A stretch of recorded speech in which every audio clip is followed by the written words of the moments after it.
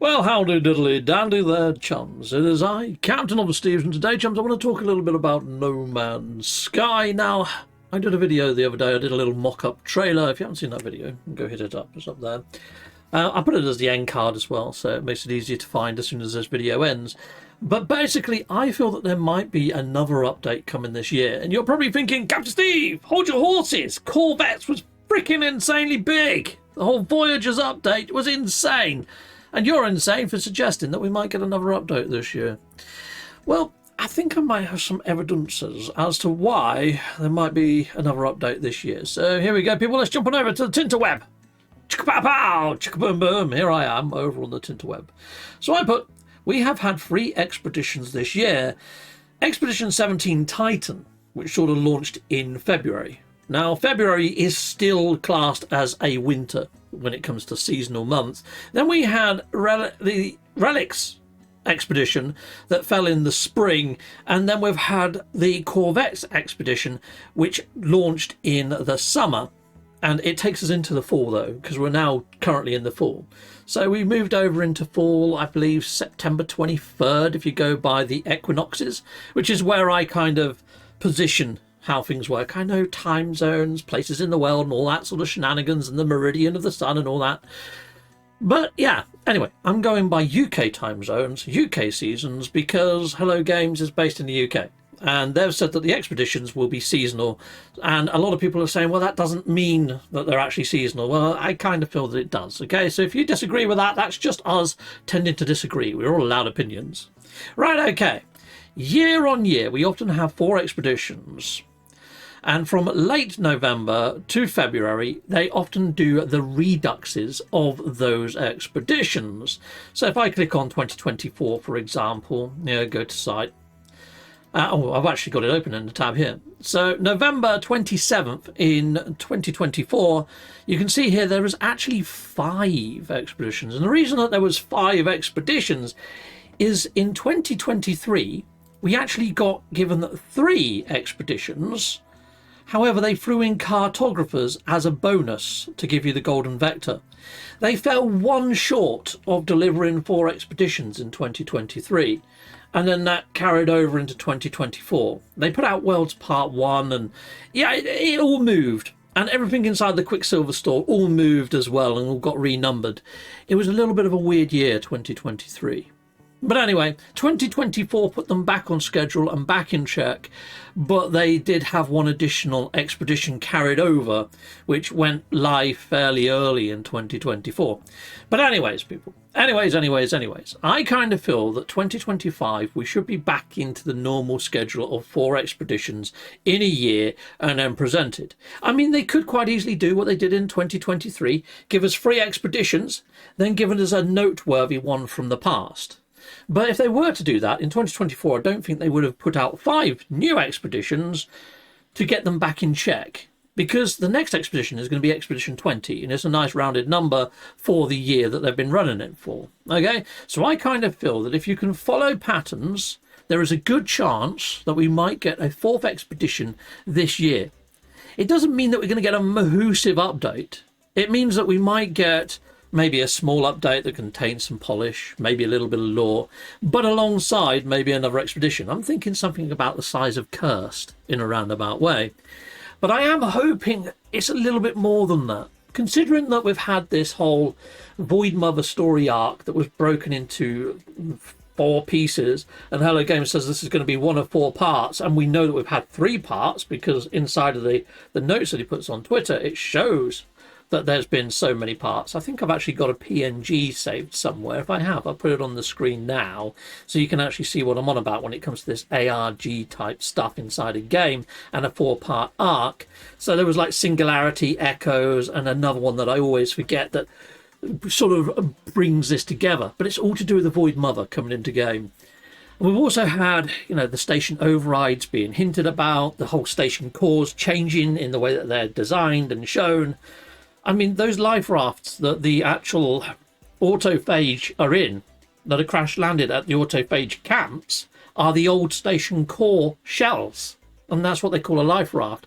So it's almost like the autophages were residing in all of our space stations until that point, and we got the orbital update that replaced out with a new funky droid type looking thing that seems more sentinel controlled rather than autophage controlled. So I think there's subtle hints that things are happening with the stations, and the fact that maybe now sentinels have control over the stations other than the autophage and maybe the Void Mother. At least that's kind of what I'm thinking. I think there's subtle hints there that the ownership of stations has moved over to centralized control. I mean, when you look at the actual readout and it says about flight paths and the aerons and... Captain Steve, oh Captain Steve, oh Captain, heck yeah, why not hit that like and subscribe? Thank you very much. I don't know, maybe I'm reading something that shouldn't actually be there, but more diving into it too deeply. It's just in the last expedition, Corvettes, we had to sign our signature there, and it recognised us or didn't recognise us towards the end. And we got the orbital uplink. Now that orbital uplink, it blinks us out of reality and beams us straight to the station. Well, that's the exact same technology that the Sentinels use to materialise inside of our worlds, isn't it? Boom, they're there. And well, when you shoot the station and a load of Sentinel ships come out of there, well, they weren't in there when I was in there 2 minutes ago, you know. But anyway, yeah, maybe I'm reading too much into it, but sound in the comments. Let me know whether you think that's a sound theory. Anyways, I've gone on and put out some poll answers down here. I kind of think we should have one or more update with an expedition before the end of November, early December, going by those two links. My hope is that one completes the Void Mother's arc and also the Ariadne story path. So another thing that hasn't been tied up, as well as the Void Mother, is Ariadne went missing back in 2021-ish. It was before the pandemic anyway. We had weekend mission that actually had different lore snippets each week, and we went looking for Ariadne because she went missing from the anomaly. You know, all the NPCs, they're always in place. Well, one week she vanished. Other weeks other NPCs moved or vanished, but she vanished, and she had gone into a realm between planets or systems called the Void, and she went aboard a dark freighter and never come back. And what we have now inside the spatial anomaly, assumed by other NPCs in the spatial anomaly, like Hesperus and Gemini and so forth and so on, they reckon that she is an imposter and a doppelganger. It's not the real Ariadne. We still didn't have that all tied up. So anyway, 100% agree, and update and possible content around, you know, the Void Mother and all that sort of stuff. 48% of people have said that could be the case. You guys are normally right on this stuff. No, how many times with the Void and the glass stuff? Just no. 10% of people have come back with that. Sad times. The amount of times I've hit this drum, people, and I'm starting to sound like a broken record of all this Void and glass stuff. But there's reason for that. You know, there's been snippets inside of the game. Sure, Murray has already said that there's an ARG that's going on in game. Gave us all these cryptic clues that the Void Mother was coming. And yes, the story's got so far, but then it's just stopped. I mean, look at the Atlas Eternal path. It's just rinse and repeat, giving them imprints of planets or fauna or flora at the moment. It's no different from going to get, I'd say, Tree Face inside of the blinking spatial anomaly, is it? And getting some nanites. But anyway, 50% agree, no Void, nothing big, small update plus an expedition. So that, I think, is also very possible. Although we might get a lovely Halloween update because it's near Halloween, we might just get something very small, like some polish, a few extra Corvette parts perhaps, and an expedition, almost like an expansion to Corvettes. The reason I say that is because this Void Mother stuff, they might deliver it inside of a bigger update. It might be version 7, you know. We're on version 6.6 at the moment, 06. I mean, it could jump to version 6.5. The 0.5s are usually quite large updates. If this year's Halloween is going to be quite a large update, 6.5 would be pretty good. And it almost aligns to maybe happening around the week that is October the 16th. And we all know how much Hologames likes the number 16. So it kind of ties into the creepiness as well if they did manage to get it out there for the 16th. Just saying. Numerology and that. But, you know, I don't think it plays a massive part. Want to see poll results? Want them to fix what we have now? 18% of people have said that. So there's quite a lot of comments inside of here. I mean, I'm not going to go through and read every single one of them. I'm just going to scroll slow enough that, you know, if you want to pause this, you can take a quick read yourself. I might stop on one or two or whatever. Okay, so you got this. I feel like you have an obsession with the Void Mother. Yeah, and I've replied. I put, it's been going on for years now. Valid interest. They never gave any information on it. Yeah. Well, yeah, sort of, kind of. I hadn't seen that reply, but I like it.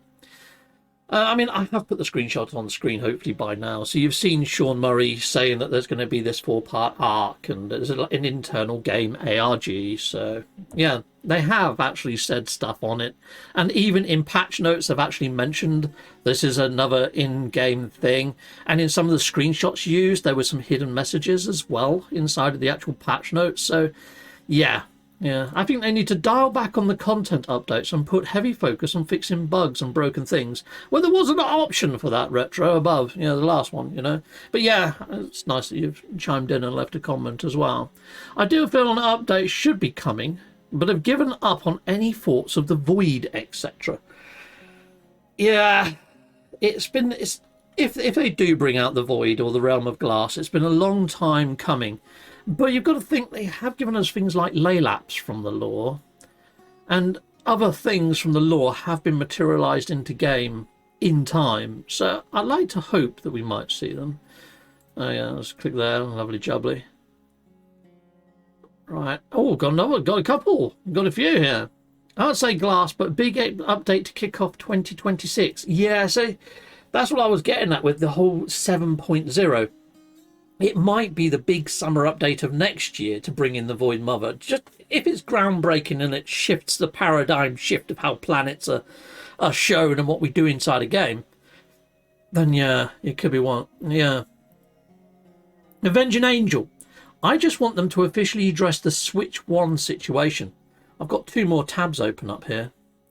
I was going to address that anyway, but that I've already just seen that.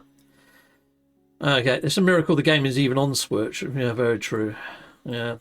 But at the same time, I do think that Hello Games does need to put some sort of official statement out, and we'll get to that in a moment. So stay tuned if you're on the Switch, because you're probably going to like the next section.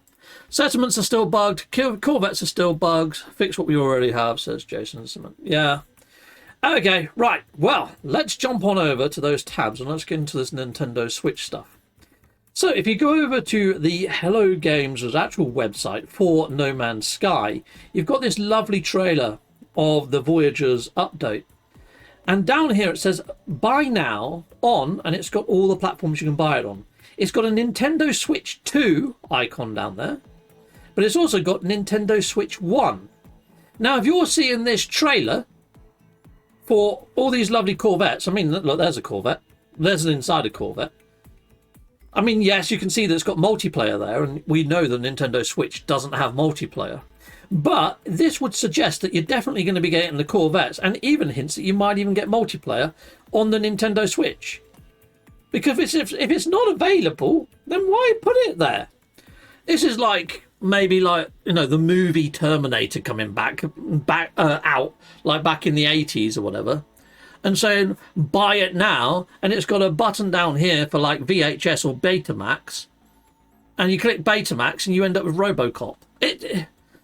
Where's my Terminator? You know, it's not quite the same thing, is it?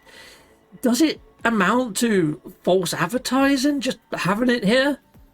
I mean, yeah, they change this trailer all the time every time there's a new update, and it has shown the Beacons update in the past. And we know that Nintendo Switch hasn't got settlements. So should the Nintendo Switch players have been wise to that? No, what you see on screen isn't what you get by clicking that button.